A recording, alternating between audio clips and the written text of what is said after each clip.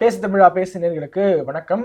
தமிழ்நாட்டில் பார்த்தீங்கன்னா இருமொழி வர்சஸ் மும்மொழி சர்ச்சை என்பது இப்போ உச்சத்தை அடைந்திருக்கு. முதல்வர் மு.க.ஸ்டாலின் அவர்கள் கூட தமிழ்நாட்டை விட்டு விடுங்க, நாங்கள் ஏதோ பண்ணிக்கிறோம், எங்களுக்கு இருமொழி தான், மும்மொழி தேவையில்லை என்றெல்லாம் பேசியிருக்காரு.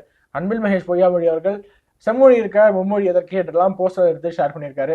பிடிஆர் அவர்கள் கரண் தாப்பருக்கு ஒரு இன்டர்வியூ கொடுத்திருக்காரு. தமிழ்நாட்டில் எங்களுக்கு எப்படி இருமொழி கொள்கை தான் வேணும், மும்மொழி தேவையில்லை என்று. இப்படி அரசியல்வாதிகள் மும்மொழி தேவையில்லை, இருமொழி தான் மாணவர்களுக்கு தேவை என்று சொல்லிக் கொண்டிருக்கக்கூடிய நிலையில மாணவர்களுடைய எண்ண ஓட்டம் என்னவாக இருக்கு என்று தெரிந்து கொள்வதற்காக இன்னைக்கு இந்த ஒரு டிஸ்கஷன் நம்ம பண்ணவிருக்கோம்.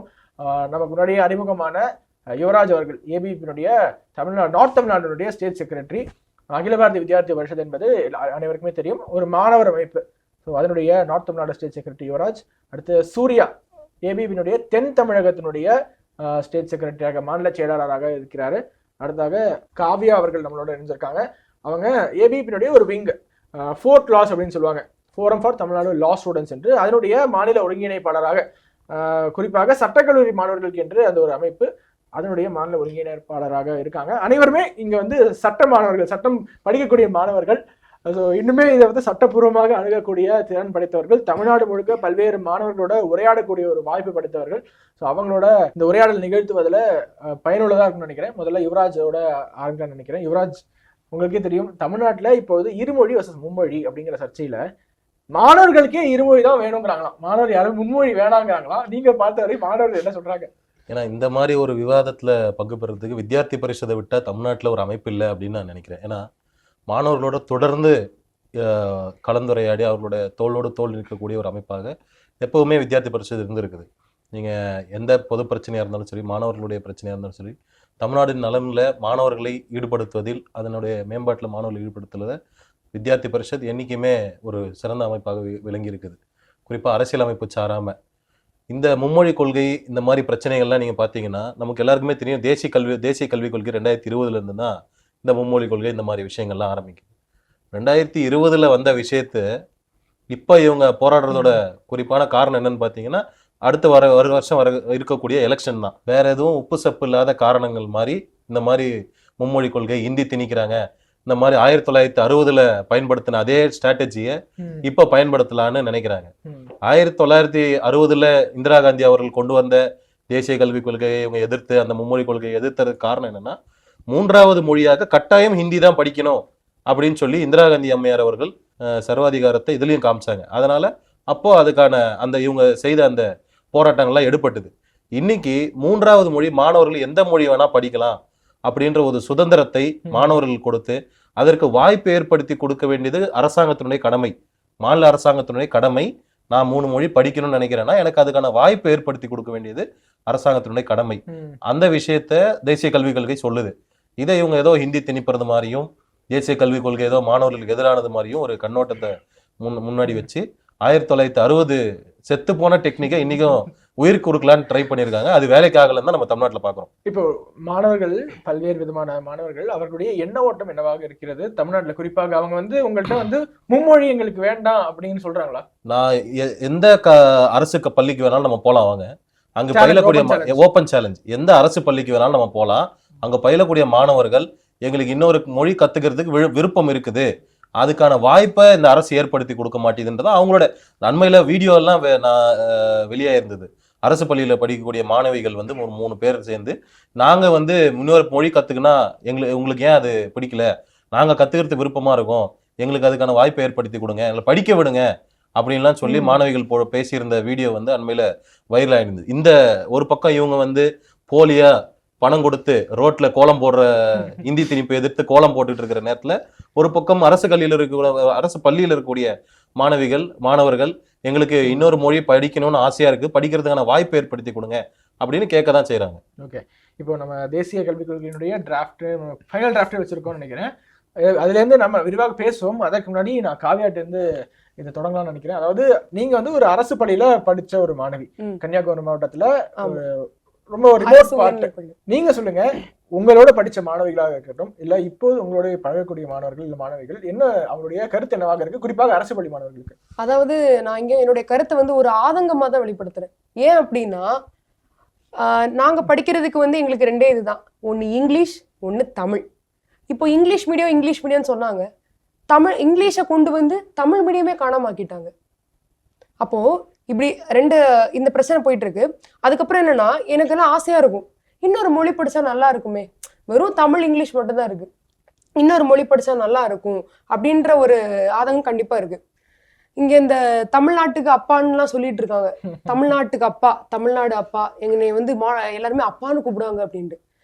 நமக்கு தெரியும், ஒரு அப்பாவா இருந்தா ஒரு வீட்டுல இப்போ ஏதாவது வாங்கிட்டு வர்றாங்க அப்படின்னா 2 பிள்ளைங்களுக்கும் சமமா பிரிச்சு கொடுக்கணும். ஆனா இங்க அப்படி கிடையாது. பணக்கார பசங்களுக்கு ஒரு இதுவும், ஏழை பசங்களுக்கு ஒரு இதுவும். நீங்க பணம் இருக்காப்பா, மும்மொழி படிச்சுக்கோங்க, எவ்வளவு வேணா படிச்சுக்கோங்க. எனக்கு வந்து இப்போ நம்ம அமைச்சருடைய பையன் கூட அவங்களுக்கு தமிழ் வேணா பிரெஞ்சு படிக்கலாம். ஆனா என்ன மாதிரிப்பட்ட கவர்மெண்ட் ஸ்கூல்ல இருந்து வந்த பசங்க மட்டும் இங்கிலீஷ் தமிழ் மட்டும்தான் படிக்கணும், வேற ஒன்றும் படிக்கக்கூடாது. எங்க தாத்தாவும் ஏமாத்தினாங்க, என் அப்பாவையும் ஏமாத்தினாங்க, என்னையும் ஏமாத்திட்டாங்க.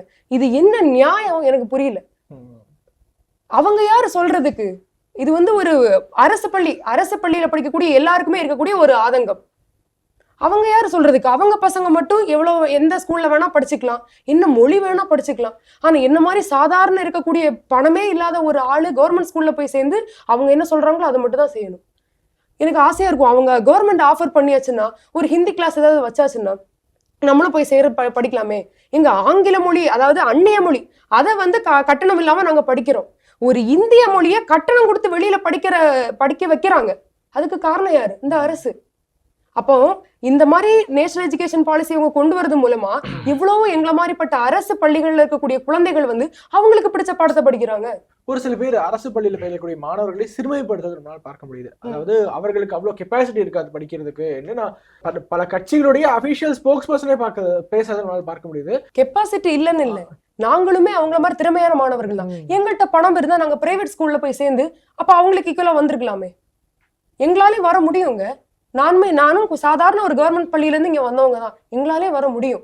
அது சொல்றதுக்கு அவங்க யாரு? அவங்க சொல்லுவாங்க, சரியான ஒரு இன்ஃப்ராஸ்ட்ரக்சர் இல்ல, டீச்சர் போட முடியல, இருக்கிறதுக்கு தமிழ் ஆசிரியர் இல்ல, இங்கிலீஷ் ஆசிரியர் இல்ல, இதுல ஹிந்தி ஆசிரியர் வேற போட்டு நீங்க படிச்சுக்கணுமா அப்படின்னு கேக்குறாங்க. அதை ஏற்பாடு பண்ணி தர வேண்டியது யாரு? அரசு. இது வந்து ஒரு ஆதங்கம். இந்த ஆதங்கம் உங்களுக்கு மட்டும் இருக்கா? இல்ல எனக்கு மட்டும் கிடையாது, யாரெல்லாம் அரசு பள்ளியில படிக்கிறாங்களோ அவங்க எல்லாருக்கும் இருக்குது, கண்டிப்பா இருக்குது. சூர்யா, திருச்சிக்கு தெற்கே காவிரிக்கு இந்த பக்கம் நம்ம பேசிட்டோம். அந்த பக்கம் எப்படி இருக்கு?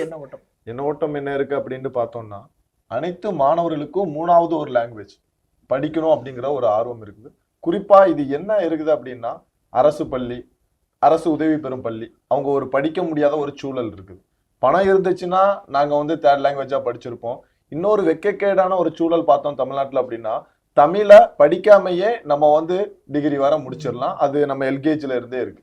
ஆனா இதே இந்த மும்மொழி கொள்கை வந்துச்சு அப்படின்னா கண்டிப்பா நம்ம என்ன பண்ணி ஆகணும், நம்மளோட தாய்மொழி படிச்சே ஆகணும். கேட்டா இவங்க சொல்றாங்க, ஒரு நகைச்சுவைக்குரிய ஒரு விஷயம், இப்போ சட்டக்கல்லூரியில 1ஆம் ஆண்டுல வந்து கட்டாயமா தமிழ் பாடம் வந்து கொண்டு வந்திருக்காங்க.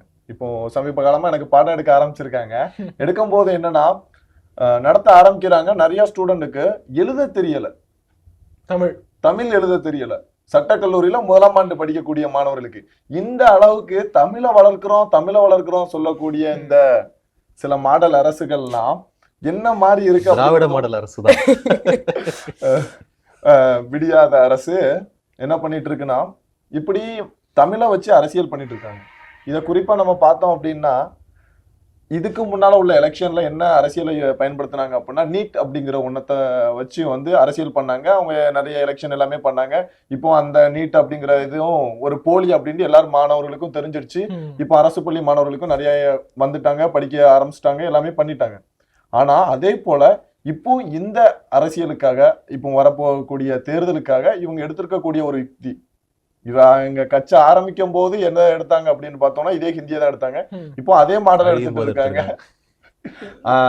அழிய போவதற்காகவும் இவங்களுக்கு இந்த 3வது மொழியை வச்சு அழிய போகக்கூடிய ஒரு சூழலா தெரியும். இந்த ஒட்டுமொத்த லாங்குவேஜ் பாலிடிக்ஸ், அதாவது மொழி அரசியலை நீங்க எவ்வாறு பார்க்குறீங்க? அதாவது நான் வந்து என் உயிரை கொடுத்தாது ஹிந்தி தமிழ்நாட்டில் வராம ஹிந்தி திணிப்பை எதிர்ப்பேன் அப்படின்னு முதல்வர் சொல்றாருல்ல. என்னைக்கு பிரைவேட் காலேஜில் பிரைவேட் ஸ்கூல்கள்லையும் ஹிந்தி பிரச்சார சபாலையும் ஹிந்தி வந்ததோ, இப்போ அரசு பள்ளியில மட்டும்தான் வர விடாம தடுப்பேன் அப்படின்னா இது ஒரு எவ்வளவு பெரிய ஒரு ஏமாற்றுதல் இதுன்னு நம்ம புரிஞ்சுக்கணும். அன்றைய காலகட்டத்துல வந்து நமக்கு இந்த மாதிரியான சூழ்நிலை இல்லை, அதனால மக்களை ஈஸியா ஏமாத்திட்டாங்க. இன்னைக்கு நல்ல தெளிவான முடிவு எடுக்கக்கூடிய மாணவர்கள், இளைஞர்கள் இருக்கிறாங்க. நேஷனல் எஜுகேஷன் பாலிசி நீங்க அந்த மொத்த டிராஃப்ட்லயே ஹிந்தின்ற வார்த்தையே கிடையாது. அப்போ இது எல்லாமே பொது தளங்கள்ல தமிழ் அப்படிங்கிற வார்த்தை தமிழ்ன்ற வார்த்தை இருக்குது. ஏன்னா நம்ம வந்து பாரம்பரிய மொழிகள், செம்மொழியான நம்ம அந்த மாதிரி பாரம்பரிய மொழிகள், இந்த மாதிரி மொழிகளை நம்ம ஊக்குவிக்கணும் அப்படின்னு சொல்லி தேசிய கல்விக் கொள்கை சொல்லுது. அப்போ இந்த மாதிரி விஷயங்கள் பொதுத்தளத்துல அவைலபிளா இருக்கிறதுனால படிச்சு மாணவர்கள் தெரிஞ்சுக்கிறாங்க. இன்னைக்கு இந்த திமுக அரசோ திமுக கட்சியோ இவங்க எடுத்திருக்கக்கூடிய இந்த நிலைப்பாடை மாணவர்கள் வந்து கம்ப்ளீட்டா மாணவர்களுக்கு தெளிவா தெரியும். 1960கள் நடந்த போராட்டங்கள்ல பெரும்பாலான போராட்டங்களை முன்னின்று நடத்தியது மாணவர்கள். இப்ப பாத்தீங்கன்னா மாணவர்கள் இந்த போராட்டத்தை நடக்குதுன்னா அறியாவர் தெரியுமா? அட்லீஸ்ட் இங்க இன்னொரு விஷயம் என்னன்னு பாத்தீங்கன்னா, மாணவர் சங்கங்களின் கூட்டமைப்பு அப்படின்னு ஒரு கேலி கூத்து நடந்தது. அண்மையில கூட ஐஐடி முன்னாடி மத்திய இணையமைச்சர் வந்தப்போ போராட்டம்லாம் நடத்தினாங்க. அதாவது தமிழ்நாட்டில் இருக்கக்கூடிய பிரதானமான மாணவர் அமைப்புன்னு பார்த்தீங்கன்னா வித்யார்த்தி பரிஷத், இதே அரசியல் கட்சி சாராத மாணவர் அமைப்பு. அப்போ எங்க இருந்து இந்த மாணவர் சங்கங்களின் கூட்டமைப்பு அப்படின்றது உருவாயிருக்குன்னு பார்த்தோம்னா, திமுகவினுடைய மாணவர் அமைப்பு, காங்கிரசினுடைய மாணவர் அமைப்பு, கம்யூனிஸ்ட் கட்சியினுடைய மாணவர் அமைப்பு, இவங்க எல்லாம் எப்படி வந்து எலெக்ஷனுக்கு கூட்டணி வைக்கிறாங்களோ அதே போல மாணவர் அமைப்புகளும் கூட்டணி வச்சு இந்த விஷயத்தை எதிர்க்கிறாங்களாமா, போராட்டமும் பண்ணியிருக்காங்க. அப்போ இது வந்து முழுக்க முழுக்க அரசியல் ஆதாயத்துக்காக மாணவர் சங்கங்கள்ன்ற பெயர்லையும் கூட இவங்க வந்து இந்த மாதிரி மாணவ விரோத நிலைப்பாடுகளை மாணவர் சங்கங்களை வைத்து எடுக்க வைத்திருக்கிறாங்கன்னா அப்ப எந்த அளவுக்கு அவங்களுடைய எண்ணம் இருக்குன்னு பாத்துக்கணும். நம்ம இன்னும் ஒரு சிலர் பதிவிடுறாங்க, அதாவது இப்போ உலகம் எதை நோக்கி சென்று கொண்டிருக்கு நமக்கு தெரியும். ஆர்டிஃபிஷியல் இன்டெலிஜென்ஸுங்கிறோம், டெக்னாலஜி வளர்ந்துகிட்டு இருக்கு. இந்த ஒரு கால சூழல்ல நீங்க வந்து மொழி படிங்க அப்படின்னு சொல்வது ஒரு பிற்போக்குத்தனமாக இருக்கு. இப்போ நீங்க டெக்னாலஜி படிங்க அப்படின்னு சொன்னா ஓகே, எதுக்கு இப்போ ஒரு மொழியை படிச்சு திணிக்கிறீங்க என்று கேட்கிறாங்க இல்லையா? அதாவது நேஷனல் எஜுகேஷன் பாலிசி அப்படிங்கிறது வந்து நம்மளோட கல்வி அந்த ஒரு தரம், உலகம் தரம் வாய்ந்து நவீனமயமா உலகம் மாறிட்டு இருக்குது. அந்த மாறிட்டு இருக்க காலச்சூழல்ல இது வந்து லாங்குவேஜை மட்டும் இந்த நேஷனல் எஜுகேஷன் பாலிசி அப்படிங்கறது வந்து சொல்லல. அதாவது எப்படி இந்த இந்தியா, இந்த பாரதத்தோட கல்வி வந்து உலக தரத்துக்கு இருக்கணும், எப்படி இந்த தொழில்நுட்ப ரீதியா நம்ம வந்து மேம்பட்டு இருக்கணும் அப்படிங்கிற ஃபுல் டீட்டெயில் எப்படி இருக்கணும், உலகத்துக்கே இந்தியாவோட எஜுகேஷன் எப்படி வந்து முக்கியத்துவமா இருக்கணும், அதுவும் முதல் படிநிலையில இருக்கணும் அப்படிங்கிறத சொல்றதுதான் இந்த நேஷனல் எஜுகேஷன் பாலிசி. ஆனா இவங்க இதெல்லாம் மறைச்சிட்டு இவங்க சுய அரசியல் லாபத்துக்காக இவங்க வந்து இந்த லாங்குவேஜுக்குள்ளது வந்து இவங்க அரசியலுக்காண்டி தமிழ்நாட்டுல மட்டும் பண்ணிட்டு இருக்காங்க. இதே இவங்க கூட்டணி கட்சிகள் நடக்கக்கூடிய இந்தியாவோட பிற மாநிலங்கள்ல நேஷனல் எஜுகேஷன் பாலிசி இம்ப்ளிமெண்ட் பண்ணியிருக்காங்க. இப்போ சமீப காலமா தமிழ்நாட்டுல என்ன நடந்துட்டு இருக்கு? பெண்களுக்கு எதிரான பாலியல் குற்றங்கள் நடந்துட்டு இருக்கு, பெண் காவலர்களுக்கு பாதுகாப்பு இல்ல. இப்படி பார்த்துட்டே இருக்கும்போது மக்களுக்கு வந்து இந்த தமிழக அரசு மேல ஒரு அதிருப்தி வந்துட்டு, அதிருப்தியை எப்படி திசை திருப்பணும், அதை எப்படி மாத்தணும் அப்படின்னு சொல்லிட்டு ஒரு சின்ன யுக்தி தான் இது. ஆனா இதுக்கு சீக்கிரமா வித்யார்த்தி பரிஷத் வந்து முற்றுப்புள்ளி வைக்கும். இந்த இஷ்யூக்கு மட்டும் இல்ல, யார் இந்த இஷ்யூவை பண்ணிட்டு இருக்காங்களோ அவங்களுக்கு ஒரு முடிவுரை எழுதுறதுக்கான காலம் கணிந்து கொண்டிருக்கு. இல்ல, இது குறித்து நீங்க விரிவாக பேசணும்னு நினைக்கிறேன். நேஷனல் எஜுகேஷன் பாலிசியை பத்தி மக்களிடம் சொல்லப்படாத இல்ல மூடி மறைக்கப்பட்ட தகவல்கள், தீர்த்து கூறப்பட்ட தகவல்கள் ஏதாவது இருந்தா கொஞ்சம் விரிவாக பேசணும், நல்லா இருக்கும். முதல்ல நம்ம இந்த குலக்கல்வி விஷயம் சொல்லியிருக்காங்கல்ல, குலக்கல்வி விஷயத்துல இன்னைக்கு நமக்கு தமிழ்நாடு ஃபுல்லா பாத்தீங்கன்னா நான் முதல்வன்ற பேர்ல ஸ்கில் டெவலப்மெண்ட் ப்ரோக்ராம் நடத்திட்டு இருக்காங்க. அப்ப அதெல்லாம் என்ன குலக்கல்வியை ஊக்குவிக்கிற விதமா நடத்திட்டு இருக்காங்களா? ஸ்கில் டெவலப்மெண்ட், ஸ்கில் பேஸ்ட் எஜுகேஷன்ன்றத குலக்கல்வின்னு சொல்லி திருச்சி சொல்றது இந்த அரசு. ரெண்டாவது விஷயம் பாத்தீங்கன்னா மொழியோட விஷயத்துக்கே நான் திரும்ப வரேன். என்னன்னா பன்மொழித்தன்மையோட இருக்கணும் மாணவர்கள் அப்படின்னு சொல்லிடுறது தேசிய கல்விக் கொள்கை நமக்கு சொல்லுது. ஏன் உதாரணத்துக்கு பார்த்தீங்கன்னா சுந்தர தெலுங்கிலும் பாட்டி சித்தின்னு நம்மளோட கவிஞர்கள் பாடியிருக்காங்க. சுப்பிரமணிய பாரதியா இருக்கட்டும், கல்வியில் சிறந்த தமிழ்நாடு. அதுபோல பன்மொழித்தன்மைன்றது ஒரு சிறந்த கல்வி ஒரு சிலபஸோட ஒரு அங்கமா பன்மொழித்தன்மை இருக்குது. அந்த பன்மொழித்தன்மையை தமிழகத்தில் இருக்கக்கூடிய அரசு பள்ளி மாணவர்களுக்கு மட்டும் போய்விடக்கூடாது என்பதில் திமுக அரசு உன்னிப்பா இருக்கிறத நம்ம பார்க்கிறோம். அதே போல மல்டிபிள் என்ட்ரி எக்ஸிட்டை பத்தி இவங்க சொல்லக்கூடிய ஒரு விஷயம் என்னன்னா, இவங்க வந்து டிராப் அவுட்ஸ் இன்க்ரீஸ் ஆகும் 5ஆவதுல 8ஆவதுல எக்ஸாம் வைக்கிறதுனால. அதே போல நீங்க வந்து மல்டிபிள் என்ட்ரி எக்ஸிட் இந்த சிஸ்டம் சொல்றோம் பாத்தீங்கன்னா, இப்போ தமிழகத்துல ஃபர்ஸ்ட் 2 வருஷம் படிக்கிறாங்க. இப்போ யூஜி ப்ரோக்ராம் 3 வருஷம்னா 2 வருஷம் படிக்கிறாங்க. 2 வருஷம் கழிச்சு அவங்களால அந்த 3ஆவது வருஷம் தொடர முடியல அப்படின்னா அவங்க வந்து டிராப் அவுட். அந்த யூஜி கோர்ஸ் வந்து அவங்க படிக்காத மாதிரி தான் கணக்கு வரும், சர்டிபிகேட் வராது. ஆனா இப்ப என்ன பண்ணிருக்காங்க தேசிய கல்விக் கொள்கையில, நீங்க வந்து 12th முடிச்ச உடனே உங்களுக்கு 12th முடிச்சதுக்கான சர்டிஃபிகேட் வந்துருது. அது முடிஞ்ச உடனே யூஜி டிகிரியில ஃபர்ஸ்ட் 2 வருஷம் முடிஞ்ச உடனே டிப்ளமோ கோர்ஸ் படிச்சது மாதிரியான சர்டிஃபிகேட் நமக்கு வந்துடும். அதாவது டிப்ளமோ கோர்ஸ் முடிச்ச மாதிரி சர்டிஃபிகேட். 3 வருஷம் படிச்சோம்னா யூஜி சர்டிஃபிகேட். 4 இயர்ஸ் படிச்சீங்கன்னா நமக்கு ஹானர்ஸ் சர்டிஃபிகேட். இந்த ஹானர்ஸ் முடிஞ்ச உடனே டைரக்டா வந்து ரிசர்ச்சுக்கு நம்ம போகக்கூடிய எலிஜிபிலிட்டியை இந்த தேசிய கல்விக் கொள்கை நமக்கு தருது. அது இன்னொரு விஷயம் சொல்றேன், தேசிய கல்விக் கொள்கையை நாங்கள் ஒருபோதும் தமிழ்நாட்டில் அனுமதிக்க மாட்டோம் அப்படின்னு மேடைக்கு மேடை பேசுறாங்கல்ல. ஆல்ரெடி தேசிய கல்விக் கொள்கை தமிழ்நாட்டில் அமல்படுத்தப்பட்டுருச்சு. அது எந்த விஷயத்துல பாத்தீங்கன்னா அகாடமிக் பேங்க் ஆஃப் கிரெடிட்ஸ். நீங்க பல மாநில பல்கலைக்கழகங்கள்ல இந்த ஏபிசின்ற சிஸ்டம் கொண்டு வந்துட்டாங்க. ஒரு இத்தனை கிரெடிட் சிஸ்டம் இருந்துச்சுன்னா இத்தனை இவங்க வந்து யூஜி முடிச்சதா கணக்கு. அந்த மாதிரி ஏபிசி சிஸ்டமா இருக்கட்டும். இன்னைக்கு காலையில நியூஸ் பேப்பர்ல பாத்தீங்கன்னா முக்கியமந்திரி காலின் போஜன் யோஜனா, இந்த விஷயத்தை பத்தி ஹிந்தியில விளம்பரம் வந்திருக்குது. ஆனா அந்த ஹிந்தியில விளம்பரம் பண்றதுக்கு தமிழ்நாட்டுடைய அரசு பணம் செலவு பண்ணா பரவாயில்ல. அது மட்டும் இல்ல, நீங்க சவுகார்பேட் பண்ணீங்கன்னா ஓட்டு கேட்கறதுக்கு ஹிந்தியில் ஓட்டு கேட்கறதுக்கு உங்களுக்கு ஹிந்தி தேவைப்படுது. அப்படி பார்த்தா நம்ம அன்றாடம் பயன்படுத்துற நோட்டுல கூட தான் ஹிந்தி இருக்குது. அந்த நோட்டை எல்லாம் இவங்க எதில் வச்சு எந்த மைய வச்சு அழிக்கிறாங்கன்னு தெரியல எனக்கு. அதை தொடர்ந்து பாத்தீங்கன்னா இவங்க இன்னைக்கு அந்த விளம்பரமா இருக்கட்டும், இது எல்லாத்துக்குமே ஹிந்தி பயன்படுத்துறாங்க. ஹிந்தி வித்யார்த்தி பரிஷத் எந்த இடத்துலயுமே ஹிந்தி படிக்கணும்ன்ற நிலைப்பாட்டுல நாங்க இல்ல. ஹிந்தி திணிப்பு எந்த திணிப்பா இருந்தாலும் எந்த மொழியா இருந்தாலும் அதை திணிப்பதில் எங்களுக்கும் துளி அளவும் விருப்பம் இல்லை. ஆனால் அரசு பள்ளி மாணவர்கள் மட்டும் 3வது மொழி படிக்க கூடாதுன்னு சொல்றது அவர்களுக்கு இழைக்கப்படக்கூடிய அநீதியா வித்யார்த்தி பரிஷத் பாக்குது. ஒட்டுமொத்தமாக பார்த்தோம்னா தமிழ்நாட்டுடைய கல்வி தரம் அப்படிங்கிறது எப்படி இருக்கு இப்போது? கல்வி தரம் அப்படிங்கிறது இன்னைக்கு ஒரு பிஹெச்டி பண்றக்கூடிய ஒரு நபர், அவர் ஒரு இங்கிலீஷ் வாசிக்க தெரியாத ஒரு நபர் கூட பிஹெச்டி வாங்கக்கூடிய ஒரு சூழல் இருக்கு. அதாவது திமுக ஆளுங்கட்சியா இருக்கக்கூடிய திமுகவோட அமைப்பு செயலாளர் RS பாரதி கூட என்ன சொல்றாரு அப்படின்னா, இன்னைக்கு வந்து BA பட்டத்தை வந்து நாய்கள் கூட பெறுது அப்படின்னு சொல்றாரு. அப்போ தமிழ்நாட்டோட கல்வி தரத்தை பற்றி அவரோட, அதாவது ரூலிங் பார்ட்டியோட அமைப்பு செயலாளர் எப்படி பார்வையில் இருக்குது அப்படிங்கறத நம்ம கருத்துல கொள்ளணும். அதோட மட்டும் இல்லாம டிகிரி பிஹெச்டி எல்லாமே வந்து நிறைய இருக்குது, நிறைய ப்ரொவைட் பண்றோம். ஆனா வெறும் சர்டிபிகேட் அடிச்சு கொடுக்கக்கூடிய ஒரு சூழல் மட்டும்தான் இருக்குது. அதற்கான எந்த ஒரு ஆய்வும் சமூகத்திற்கு பயன்படுத்தக்கூடிய அப்படி ஒரு சூழலே இல்லை. பள்ளி கல்வி தரம் எப்படி இருக்கு? பள்ளி கல்வி தரம் அப்படின்னு நீங்க பார்க்கும்போது ஒவ்வொரு இப்போ நார்மலா ஸ்கூல்ல படிக்கக்கூடிய மாணவர்களுக்கு வந்து இன்ட்ரெஸ்ட்டை வந்து ஏற்படுத்தணும். அரசு டீச்சர்ஸுக்கு ட்ரைனிங் கொடுத்து இன்ட்ரெஸ்ட்டை ஏற்படுத்தணும். இவங்களே முடிவு பண்ணிடுறாங்க, இவன் போர் ஸ்டூடெண்ட், இவன் படிக்க மாட்டான், இவன் லாயக்கு இல்லை, இவன் 2-3 பேரை மட்டும் வச்சு ஒரு கான்செப்ட். இது வந்து ரொம்ப தவறான செயல். எல்லாராலையும் படிக்க முடியும், எல்லாருக்கும் படிக்கக்கூடிய கெப்பாசிட்டி இருக்கு. ஆனா அதை ஒரு மோட்டிவேஷனே கொடுக்காம போர் ஸ்டூடெண்ட் ஒரு லிஸ்ட்டை ஒதுக்கி, என்னுடைய பள்ளியிலுமே இருந்தது போர் ஸ்டூடெண்ட், இவங்கெல்லாம் ஒரு போர் ஸ்டூடெண்ட், இவங்களுக்கு வந்து இங்கிலீஷே வராது.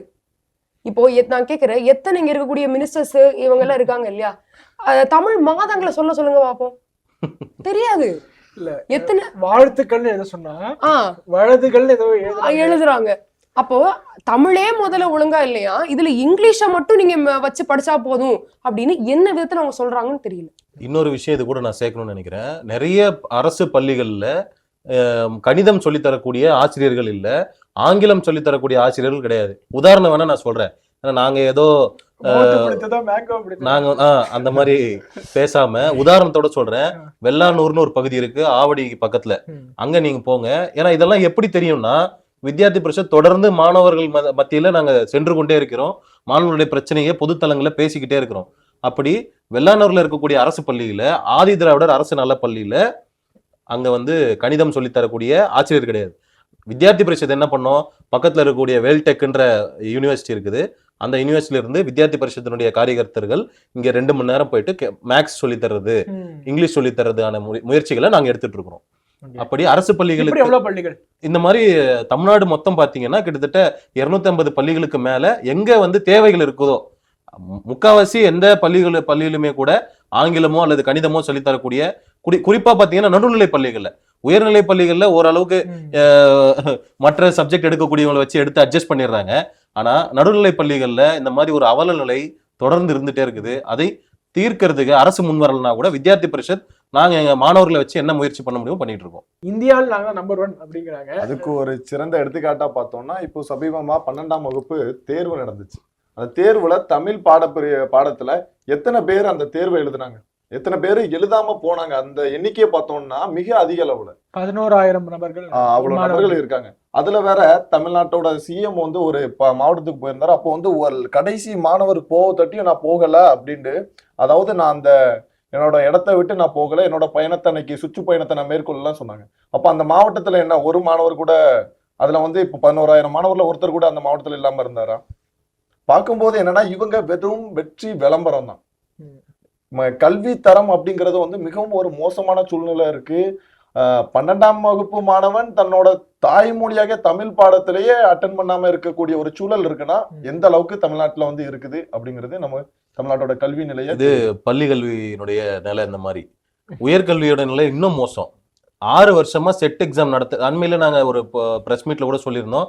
அந்த பிரஸ் மீட்டுக்கு அப்புறம் அறிவிப்புகள்லாம் வருது. ஆனா 6 வருஷமா இந்த அரசால ஒரு செட் எக்ஸாம் நடத்த முடியல. 11 வருஷமா ஒரே ஒரு அசிஸ்டன்ட் ப்ரொஃபசர் ஃபேக்கல்ட்டியை கூட ரெக்ரூட் பண்ணல இந்த கவர்மெண்ட், தமிழ்நாடு கவர்மெண்ட். இதுக்கு முன்னாடி இருந்த ஆட்சியாளர்களாக இருக்கட்டும், இப்ப இருக்கக்கூடிய ஆட்சியாளராக இருக்கட்டும். ஏன்னா எங்களுக்கு வந்து எங்ககிட்ட என்ன சொல்ல முடியாதுன்னா இதுக்கு முன்னாடி இந்த அரசு இருந்துச்சு இந்த அரசு இருந்துச்சு சொல்ல முடியாது. ஏன்னா எந்த அரசாக இருந்தாலும் கேள்வி கேட்டுக்கொண்டே இருக்கிறோம்.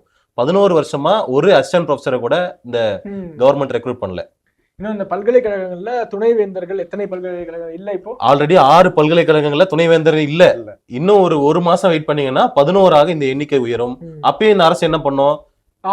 ஆளுநர் சரியில்லைன்ற ஒரு அற்பத்தனமான பதில மட்டும் தான் சொல்றாங்களே தவிர மாணவர்கள் நலனுக்காக இது வந்து கேஸை சீக்கிரம் முடிப்போம், துணைவேந்தர் நியமனம் பண்ணுவோம், அந்த மாதிரி எந்த முயற்சியும் எடுக்கிறதா அந்த அரசு தெரியல. இப்போ எங்களுக்கு வந்து இந்த என்இபி தான் தேவையில்லை, நாங்க எஸ்சிபின்னு ஒன்று வச்சிருக்கோம், ஸ்டேட் எஜுகேஷன் பாலிசி. அதை நாங்க டெவலப் பண்ணிக்கிட்டு இருக்கோம். அது மட்டும் வந்துச்சுன்னு வச்சுக்கோங்களேன், தமிழ்நாடு கல்வித்தரம் எங்கேயோ போயிடும்.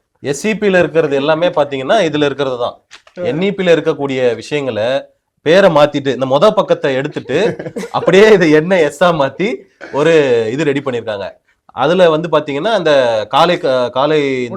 காலை உணவு திட்டமா இருக்கட்டும், அதே போல நீங்க அரசு பள்ளிகள்ல வந்து டிஜிட்டலைஸ் பண்ணக்கூடிய விஷயங்களா இருக்கட்டும், இது எல்லாமே இதுல என்னால எடுத்து காட்ட முடியும். இப்ப என்இபில இருக்கக்கூடிய விஷயங்களை அப்படியே இது ஓரமா அந்த ஸ்கில் டெவலப்மெண்ட் ப்ரோக்ராம் சொன்னல, அதுக்கு நான் முதல்வன்ற ஸ்டிக்கரு, இந்த காலை உணவு திட்டத்துக்கு முதலமைச்சருடைய விரிவான காலை உணவு திட்டம் அப்படின்னு அந்த ஒரு ஸ்டிக்கரு, காலின் போஜன் யோஜனா விளம்பரம் இருக்கு. நான் என்னால பகிர முடியும். அதாவது எதுவுமே நாங்க தரவுகளோட தான் பேசுறோம். எங்களுக்கு என்ன வேலைன்னா எந்திரிச்சதுல இருந்து மாணவர்கள் என்ன பிரச்சனை இருக்கு தமிழ்நாட்டுல, அது எப்படி அதுக்கான தீர்வு காண முடியும்ன்றதா யோசிக்கிறேன். பெரிதளவுல மாணவர்களுடைய பிரச்சனை, பேசப்படாத பிரச்சனை, பேச வேண்டிய பிரச்சனை என்றால் இதை நம்ம அட்ரஸ் பண்ண மிஸ் பண்றோம்னு நினைக்கிறீங்க? எனிதிங். இப்போ இந்த இன்ஃப்ராஸ்ட்ரக்சர் இருக்கு இல்லையா, கவர்மெண்ட் ஸ்கூல்ஸ்ல இப்ப வரைக்கும் ஆலமரத்துக்கு அடியில கிளாஸ் இருக்கிறவங்க, கிளாஸ் அட்டன் பண்றவங்க நிறைய பேர் இருக்காங்க.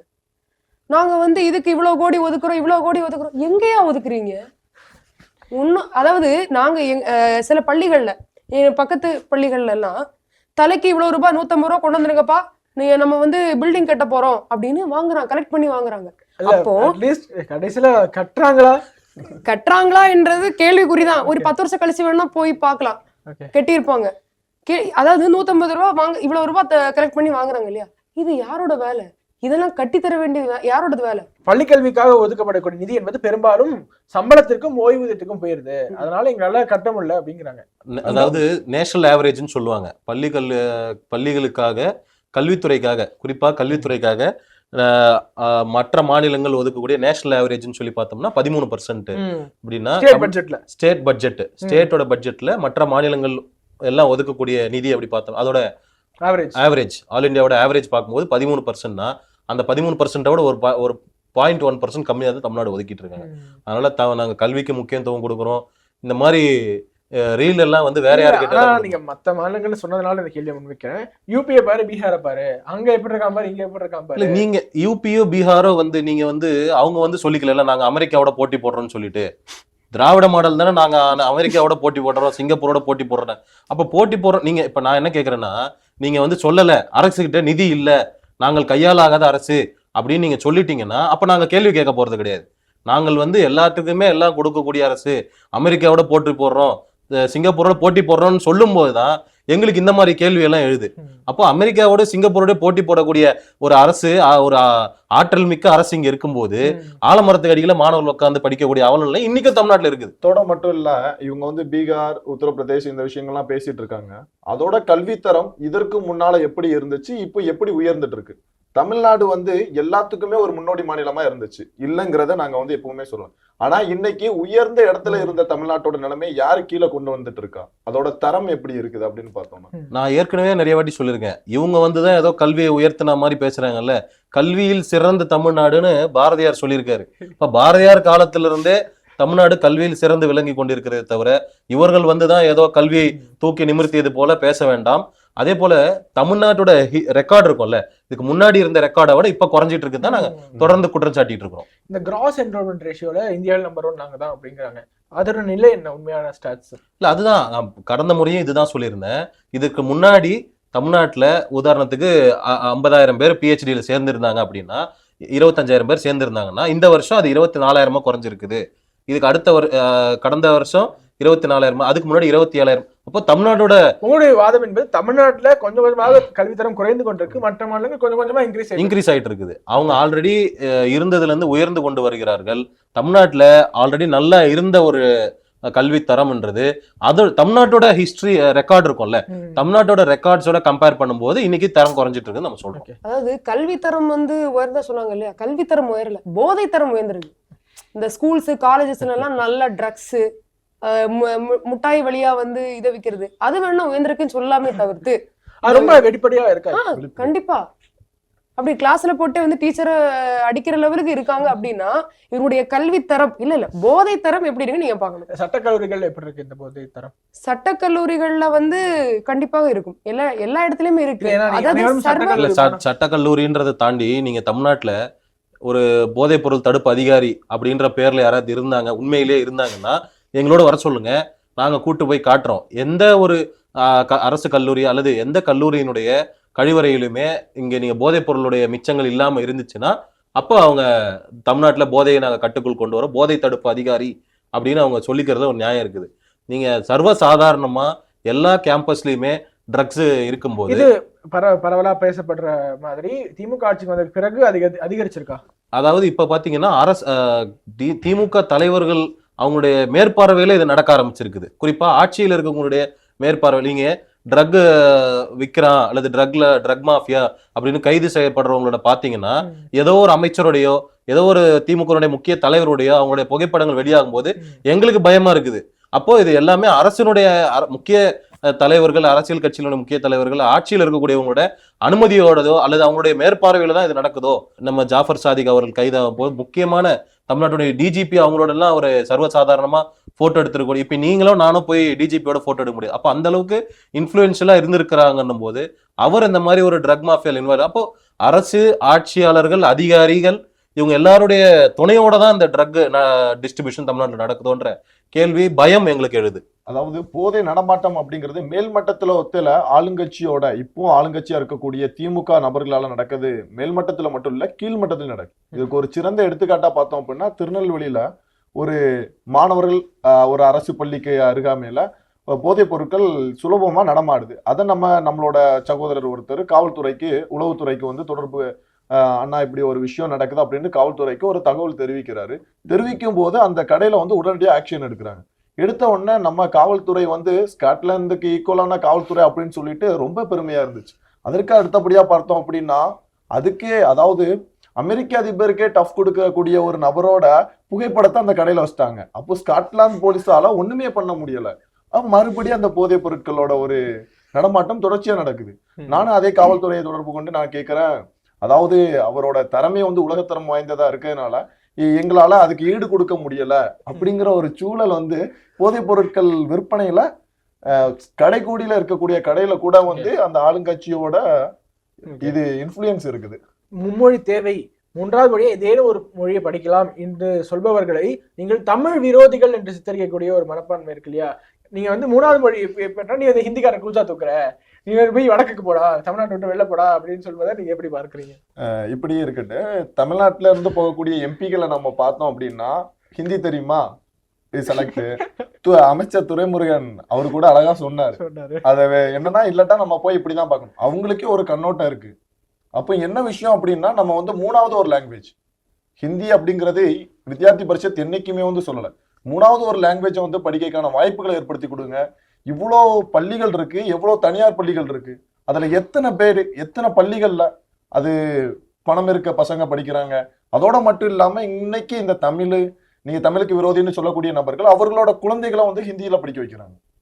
யாரெல்லாம் அது இது வெறும் அரசியல் லாபத்துக்காக இந்த ஹிந்தி விரோதம் அப்படிங்கிற ஒரு இன்னொரு விஷயம் பாத்தீங்கன்னா, இப்போ தமிழர்கள் வந்து பரவலா இந்தியா முழுக்க பல இடங்கள்ல போய் செட்டில் ஆயிருக்காங்க. அங்க அவங்களோட தாய்மொழி படிக்கக்கூடிய சூழ்நிலை இல்லாம இருக்குது. தேசிய கல்விக் கொள்கை வந்ததுன்னா அங்க அவர்கள் தாய்மொழி படிக்கிறதுக்கான அவங்களுடைய தமிழ் படிக்கிறதுக்கான சூழ்நிலை உருவாகும். இப்போ இது எல்லாமே பாத்தீங்கன்னா தமிழ் வளர்றதுக்கான வாய்ப்புகள் தான் தேசிய கல்விக் கொள்கைகள் அதிகமா இருக்கே தவிர தமிழ் எந்த இடத்துலயும் தேய்வதற்கான வாய்ப்புகளோ அறிகுறிகளோ தேசிய கல்விகளோ இல்ல. இதை முழுசா படிச்சதுனால நாங்க இப்படி பேசுறோம். படிக்காத தற்குறிகள் அப்படிதான் பேசுவாங்க. நீங்கள் 5ஆம் வகுப்பு வரைக்கும் கட்டாயமா தமிழ் படிக்கணும் அப்படின்ற சொல்றது இது. இவ்வளவு வருஷமா இருந்தாங்க இல்லையா, இவ்வளவு நாளா தமிழ்நாட்டுல இருக்காங்க, அவங்களுக்கு இந்த யோசனை வரலையே. இன்னொரு விஷயம் என்னன்னா, பாரதியார் சொன்னாரு, யாமறிந்த மொழிகளிலே தமிழை போல் எங்கும் காணும். அதாவது 6-7 லாங்குவேஜ் படிச்சுட்டு எனக்கு தெரியும்டா, என் லாங்குவேஜ் தான் பெருசு அப்படின்னு சொன்னாரு. ஆனா அப்படிலாம் பட்ட நபர்கள் சொல்லும் போது நமக்கு வெறும் இங்கிலீஷும் இந்த தமிழும் தெரியுது. இல்ல இங்கிலீஷும் தமிழும் தெரியுதுன்னு சொல்றீங்க, அதுவே தெரியல, அறகுறையா தான் தெரியுது. அதுவும் தமிழ் அப்படிங்கிறது நான் ஏற்கனவே சட்டக்கல்லூரி மாணவர்களுக்கு இப்போ சமீப காலமா நடந்த விஷயத்த நான் சொன்ன உங்க மத்தியில பகிர்ந்தேன். அப்ப எந்த அளவுக்கு இருக்குது அப்படிங்கறத வந்து தமிழோட தரம் இருக்குது. ஆனா வந்து ரொம்பவே ஒரு வெட்கப்படுறோம் இவங்க சொல்ற விஷயத்த வச்சு. அதுவும் தமிழ்நாட்டோட முதலமைச்சர் ரூலிங் பார்ட்டி இது சொல்றது. ஏன் அப்படின்னா, என்னோட தமிழ் 2500 வருடங்களுக்கு முன்பாக அதை விட பழமையான உலகிலே மூத்த மொழியா இருக்கக்கூடிய தமிழ் ஏதோ ஒரு 3வது லாங்குவேஜ் நாங்க படிச்சோம் அப்படின்னா அழிஞ்சு போயிரும்னா, அப்போ சமீப காலமா நீங்க அதுக்கு எதிராக ஏதோ ஒரு சதி தட்டம் தீட்டுறீங்களா அப்படிங்கிறது எங்களுக்கு ஒரு கொஸ்டினா இருக்குது. நிறைவாக இதை பார்க்கக்கூடிய மக்களுக்கு, எதிர்க்கக்கூடிய அரசாங்கத்திற்கு, பிளஸ் மாணவர்களுக்கு என்ன செய்தி சொல்ல விரும்புறீங்க நீங்க சொல்லுங்க. இவங்க கேட்கறது என்னன்னா, யாருமே நாங்க 3வது மொழி படிக்கணும்னு கேட்கலையா, யாருமே நாங்க குடிக்கணும் டாஸ்மாக் கொடுங்கன்னு கூட தான் கேட்கல, திறந்து வச்சு தெரு வித்துட்டு இருக்கிறீங்கல்ல. இப்போ மாணவர்கள் உண்மையிலேயே படிக்கணும்னு விருப்பப்படுறாங்களோ, அப்படி படிக்கணும்னு விருப்பப்படக்கூடிய 3வது மொழியை மாணவர்கள் பன்மொழி தன்மையோடு இருக்க வேண்டும் என்பதை தடுக்கக்கூடிய செயலை இந்த தமிழக அரசு செய்யக்கூடாது அப்படின்றத வித்யார்த்தி பரிஷத்தினுடைய கோரிக்கை. மாணவர்கள் எப்படி இந்த அரசியல் லாபத்துக்காக இந்த அரசியல்வாதிகள் ஒரு பல மீடியாக்கள் எல்லாம் வச்சுட்டு ஒரு நெரேட்டிவ் செட் பண்றாங்களோ, அதெல்லாம் மாணவர்கள் யாரும் சிக்கிடக்கூடாது. குறிப்பா மாணவர்களுக்கு ஒரு அவேர்னஸ் வேணும். இந்த அரசியல்ல சுய லாபமா தன்னோட கட்சி வளரணும், மறுபடியும் ஆட்சிக்கு வரணும் அப்படின்னு சொல்லிட்டு மாணவர்களையும் இளைஞர்களையும் மக்களையும் தூண்டி விடுற அந்த செய்திகளுக்கு மாணவர்களும் இளைஞர்களும் என்னைக்குமே வந்து அந்த மாய வலையில சிக்காம ஒரு தன்னோட பகுத்தறிவுல, உண்மையான பகுத்தறிவுல அவங்க வந்து சிந்திச்சு அவங்க முடிவுகளை எடுக்கணும். பல மொழிகளை கத்துக்கணும். உலக அளவுல போய் அவங்க தமிழன் பல மொழிகளை கத்துக்கிட்டு தமிழோட பெருமையை இந்தியாவோட வளர்ச்சிக்காண்டி அவங்க பயன்படுத்தணும். நான் வந்து தமிழ்நாட்டுக்கே அப்பா அப்படின்னு சொல்லிட்டு இருக்காரு இல்லையா, அவருக்கு நான் வைக்கக்கூடிய கோரிக்கை, அரசு பள்ளி படிச்சு இங்க வந்து நான் வைக்கக்கூடிய கோரிக்கை என்னன்னா, ஐயா நீங்க சொல்ல வேண்டியது இல்லை நாங்க என்ன படிக்கணும் படிக்க கூடாது அப்படின்றது, அது எங்களுடைய உரிமை. நீங்க இந்த மாதிரி பண்ணிட்டு இருக்கிறது உரிமை, எங்களுடைய உரிமையை மறுக்கிறது. அப்ப அதுக்கான இது கண்டிப்பாக வந்து கிடைக்கும். ரொம்ப விரிவாக இந்த கலந்துரையாடல் நிகழ்த்தியிருக்கோம். ரொம்ப கேஷுவலா ஜோவியலா பேசியிருக்கோம். இன்னும் ஒரு சந்தர்ப்பத்துல பேசலாம். நிறைய இஷ்யூஸ், இதுவே இஷ்யூஸ்க்காக பார்த்தா தமிழ்நாட்டுல கல்வி தரம் எலெக்ஷன் வர இவர்கள் வந்து இன்னும் தூசி தட்டி எடுக்க வேண்டிய ஃபைல்கள் நிறைய இருக்குது. அதனால அவர்கள் எடுப்பாங்க. குறிப்பா இவங்க பழசா தூசி தட்டி எடுத்த முதல் ஃபைல் பாத்தீங்கன்னா மும்மொழி கொள்கை மாணவர்கள் சம்பந்தப்பட்டதுனால நாங்க இதுல தலையிட வேண்டிய கட்டாயத்தை தள்ளப்பட்டிருக்கோம். எப்படி அவங்க தூசி தட்டி எந்த விஷயங்கள்லாம் ஆரம்பத்துல உள்ளதை எடுக்கிறாங்களோ அதுக்கு மிக விரைவில் வித்யார்த்தி பரிஷத் என்ன பண்ணோம் அப்படின்னா முடிவு கட்டி ஓரமா வைக்க வேண்டிய சூழல் ஏற்படும். நேரில் இருந்து பேசியமைக்கு மிக்க நன்றி. தேங்க்யூ. இப்போ உடல் ரீதியாக ஒரு பிரச்சனை வருது அப்படின்னா அந்த பிரச்சனைக்கு இந்த ஒரு வாஸ்து பாதிப்பு காரணமா இருக்கும் அப்படின்னு சொல்ல முடியுமா? உங்க வீட்டோட தென்கிழக்கு தெற்கு சார்ந்த 22 டிகிரில என்ன இருக்குங்கிறத நீங்க செக் பண்ணுங்க. நான் சொல்ற மாதிரி பாதிப்பு அந்த இடத்துல இருந்தது அப்படின்னா நிச்சயமா அந்த இடத்துல. இந்த மாதிரி ஆன்மீகம் மற்றும் ஜோதிடம் சார்ந்த இன்னும் பல வீடியோக்கள் பார்க்கணுமா? மறக்காம திருவருள் டிவிக்கு சப்ஸ்கிரைப் பண்ணுங்க. திருவருள் டிவியுடைய சேனல் லிங்க் இந்த வீடியோடைய டிஸ்கிரிப்ஷன்ல இருக்கு.